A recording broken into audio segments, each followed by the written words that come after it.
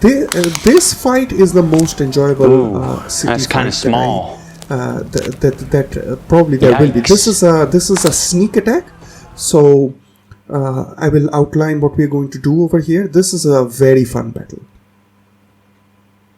It looks formidable on paper, but this city has a tremendous weakness, and we're going to exploit this weakness because this current army that we have is not able to take out such a large garrison, but we will manage. So we're going to put 2 units of the Celtic useless infantry in the front in full view, and we're going to put the Celtic mercenary onager in full view in the back over here, directly in line of their tower over there.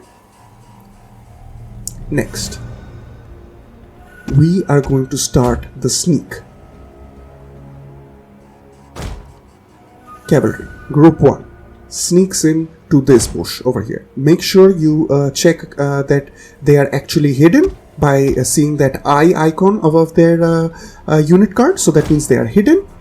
The Roman infantry will now hide behind this clump because it cannot do guerrilla deployment, so it cannot go beyond that yellow line.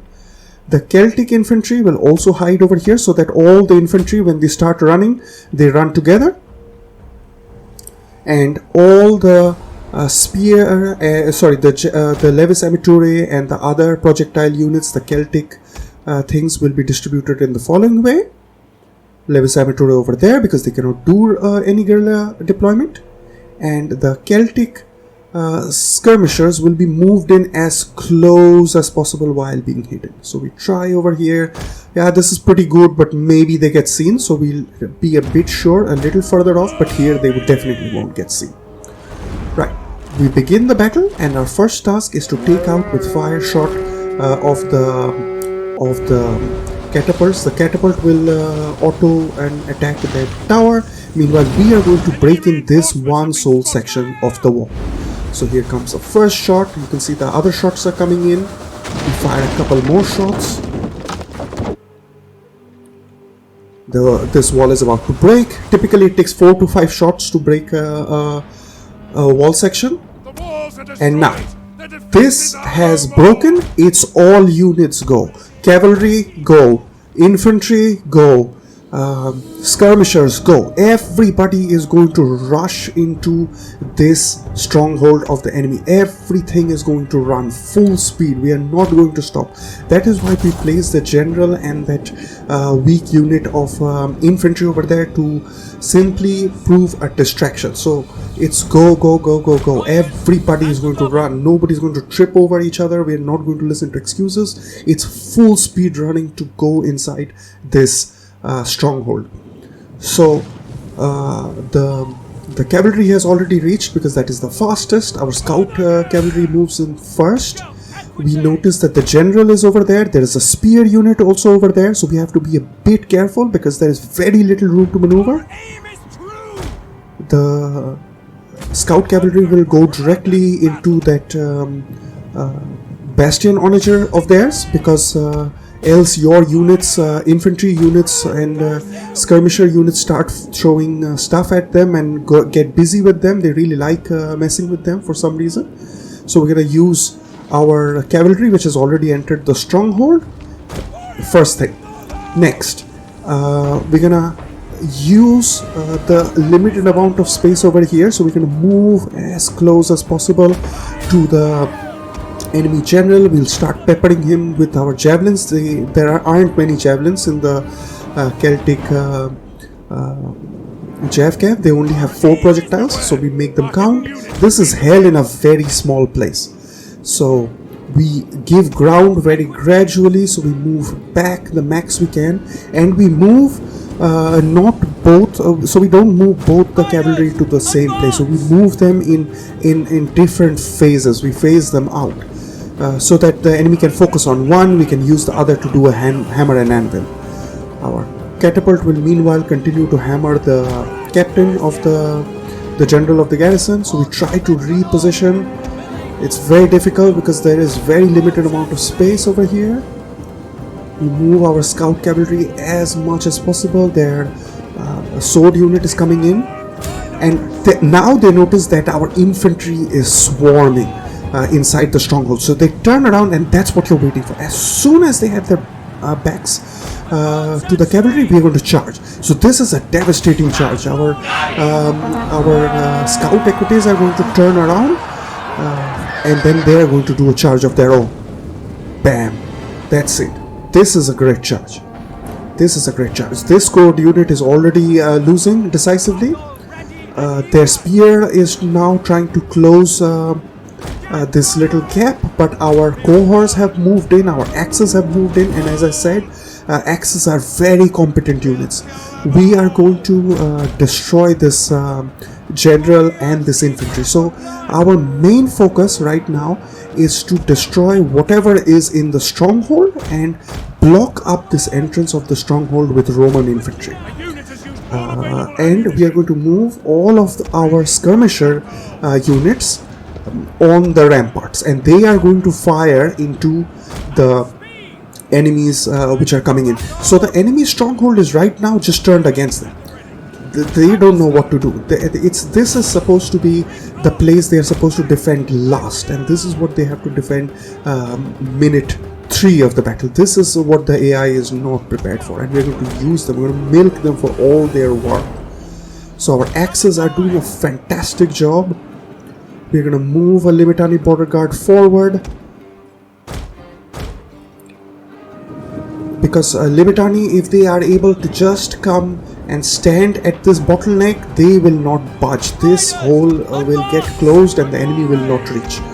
Meanwhile, our projectiles are going to take up position in the ramparts, and they are going to hammer the enemy. So controlling the projectiles is often a bit difficult. The enemy's JFKs are coming in, so that's why we prioritize the Limitani to be the first to move forward. We are moving our horses towards the back of the stronghold. There, you can see I'm trying to mount the skirmishers on the walls. It's a bit tricky because the pathing is always a bit difficult. Their archers are firing, but yeah, we have the high ground now. We are the general of the stronghold. We are the captain now. So we're moving the cavalry towards the back. Remember, these are the JFK that you have. This is a raider unit, so it captures the city center much faster than normal units. So here, what you want to do is that you want to minimize. You want to maximize the time it takes you to capture the city center. We killed the general, so that's a moral debuff. Because what we want to do is we want this entire army to slowly come towards the stronghold and be continuously pepper fired by our javelins, because these javelins they get their ammunition back next turn. So I have to spend all of this ammunition. The first army, which is the nearer army, is already inside the city. If we win this fight, this army is going to be eliminated. Our point is to maximize the time it takes to capture the city center, so that the second army actually comes near to our javelins and get shot, and we have far lesser number of units to capture. So what you can do is that you can, so over here, for example, my raider cav was inside the stronghold quite a long time, and they were able to capture the city center. You can move him back after that charge and make sure you capture the city center in your sweet time, while the second army moves in and they get hammered by this curtain of skirmishers that we have put up over here. This is murderous fire. Any person which is coming up at this rank is going to be murderous. There you can see our Levis Amatoria are firing at that other Bastion Onager. They love Bastion Onagers for some reason. They just can't have enough of them. They see a Bastion Onager. Am I supposed to fire all of my projectiles at him? I'm going to fire all my projectiles at him. That's what I'm going to do. I ran out of projectiles because I took a unit which was not even pointing at me, and I wasted all my projectiles at him. Right, so prioritize these mercenary Celtic berserkers. They are pretty beefy, very tanky units. but against javelins and any kind of arrow fire, because these are topless men who are apparently a great attack unit, no armor, and they get destroyed by any kind of projectile units. While of course they are redoubtable units when it comes to them coming into melee. I'm scared of these units as soon as they are in melee. We're going to reposition the archers, our cavalry, because we want to capture as many of the troops which are going to run away from the second army. The first army will be destroyed, so don't worry about catching their units. It's not going to count towards anything. The second army is the one that you want to really maul. So if this fight went on an extra 3-4 minutes, all of these units would be near to our javelins and would have just received javelin fire to their face and gotten wrecked.